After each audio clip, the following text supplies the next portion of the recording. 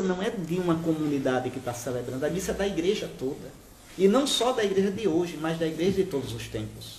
Por isso, desde o princípio, desde o início, a missa tem um rito padrão. Veja, São Paulo, na primeira carta aos Coríntios, já diz de qual o rito. Eu recebi do Senhor, recebeu do Senhor através da igreja, o que eu vos transmiti. O Senhor Jesus, na noite que foi entregue. Veja, os evangelistas contam a ceia do mesmo jeito. É o rito padrão da igreja. Do mesmo jeito que São Paulo conta. Então, a missa, ela tem um rito padrão.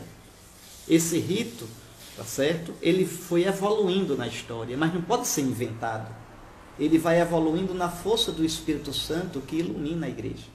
E como a Eucaristia é o único sacrifício de Cristo, e comungando da Eucaristia, os cristãos se tornam um só em Cristo, a Eucaristia também é o sacramento da unidade da igreja.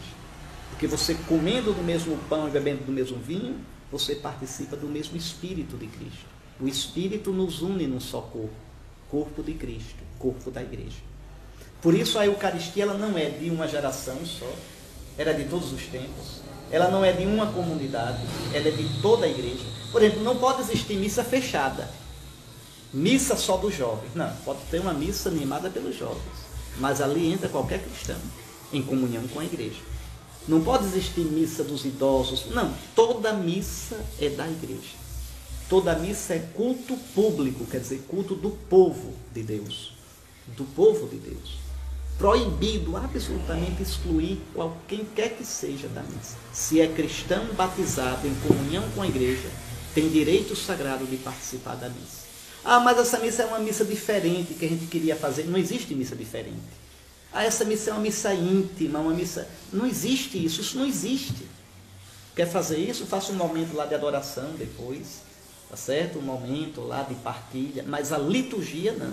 A liturgia, ela não está à disposição do nosso arbítrio, nem meu como bispo, nem de padre nenhum, nem de leigo nenhum, nem de comunidade nenhuma. Então, desde o início, a igreja foi dando normas, foi dando uma ossatura, tá certo? A sua liturgia. Os ritos foram evoluindo. Todos os ritos litúrgicos têm uma história. Tem uma história. Por isso é importante ter uma noção de liturgia, tá certo? Olhar o que são os cânticos litúrgicos. É verdade que muda o jeito de cantar de país para país, de cultura para cultura, de grupo para grupo.